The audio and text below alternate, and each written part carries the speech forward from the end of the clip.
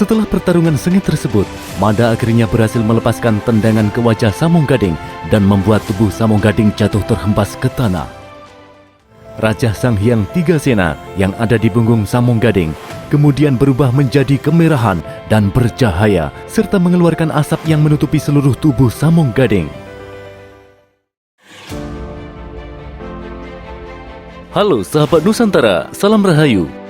Hari ini kita akan menceritakan kembali episode Alas Purwo dengan chapter ke-17 yang berjudul Dharma Putra dan Company.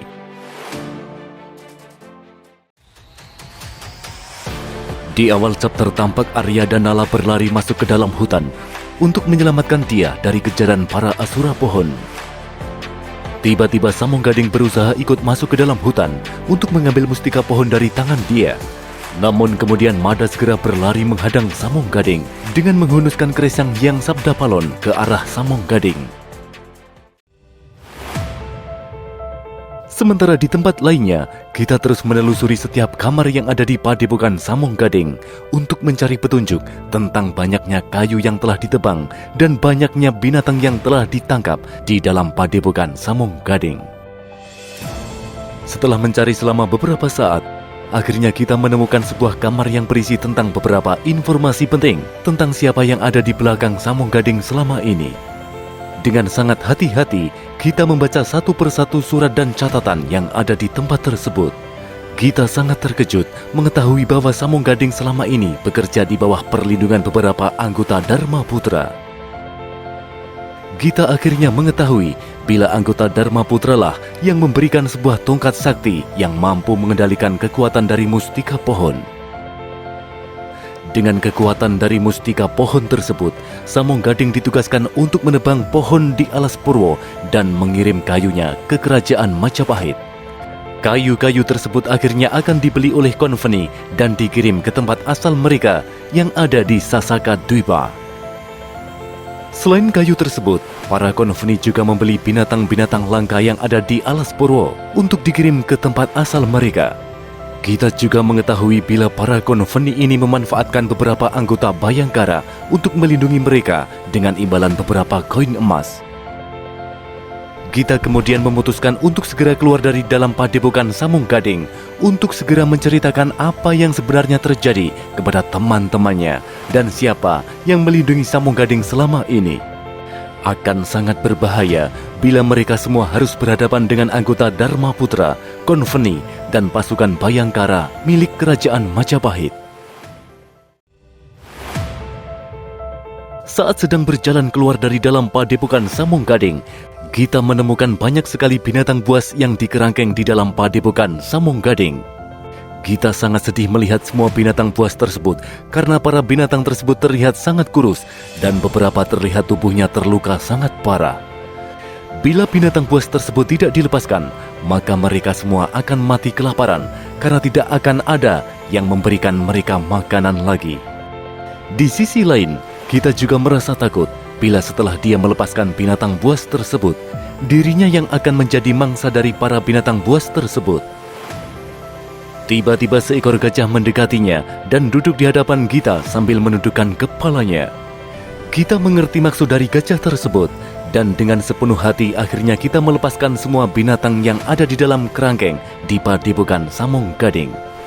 Beberapa di antaranya yaitu ada seekor gajah, beberapa ekor ular, badak, kera, buaya, dan beberapa jenis burung juga dilepaskan oleh kita. Gajah yang menjadi pemimpin dari para binatang tersebut kemudian mengucapkan terima kasih kepada kita. Mereka semua berjanji akan membalas kebaikan kita karena telah menyelamatkan mereka semuanya. Sementara di luar padepokan Samung Gading, tampak Mada yang sedang menghunuskan keris Sang Hyang Sabda Palon ke arah Samung Gading. Samung Gading kemudian melompat ke udara dan berusaha menghindar dari serangan keris Sang Hyang Sabda Palon.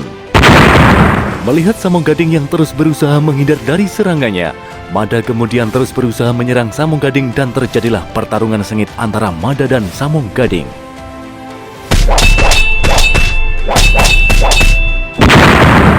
Setelah pertarungan sengit tersebut, Mada akhirnya berhasil melepaskan tendangan ke wajah Samung Gading dan membuat tubuh Samung Gading jatuh terhempas ke tanah. Dengan darah yang bercucuran di wajahnya, Samung Gading berusaha bangkit sambil berkata, "Apakah ini saja kekuatan dari keris Sang Hyang Sabda Palon?" Samung Gading sambil tertawa kemudian melanjutkan perkataannya bahwa dia akan menunjukkan arti dari kekuatan yang sebenarnya. Dia akan menunjukkan bagaimana besarnya kekuatan yang terpendam di dalam tubuhnya. Setelah berkata demikian, Samung Gading kemudian melepaskan baju yang menutupi tubuhnya dan tampak Raja Sang Hyang Tiga Sena di punggung Samung Gading. Setelah membaca beberapa mantra, Raja Sang Hyang Tiga Sena yang ada di punggung Samung Gading kemudian berubah menjadi kemerahan dan bercahaya serta mengeluarkan asap yang menutupi seluruh tubuh Samung Gading.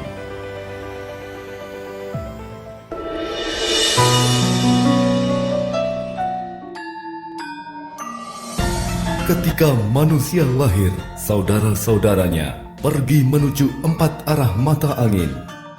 Air ketuban ke utara, darah ke selatan, tali pusar ke barat, dan ari-ari ke timur. Hanya orang terpilih yang diberikan kekuatan oleh saudara-saudaranya. Timur, Pertiwi.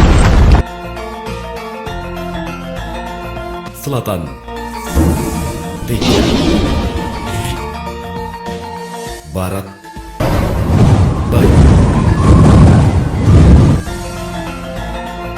Utara, Apa.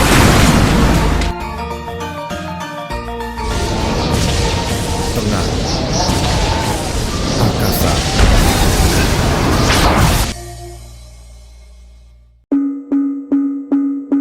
Lima 500 tahun yang lalu, saat Nusantara mengalami kehancuran, pusaka Surya Nusantara pun menghilang dari kegaiban.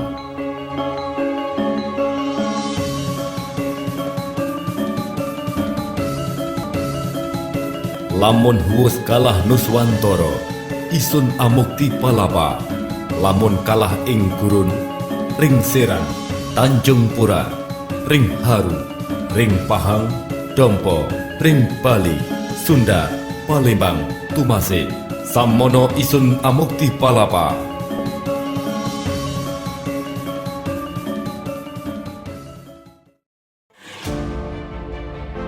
Apakah yang terjadi dengan tubuh Samung Gading?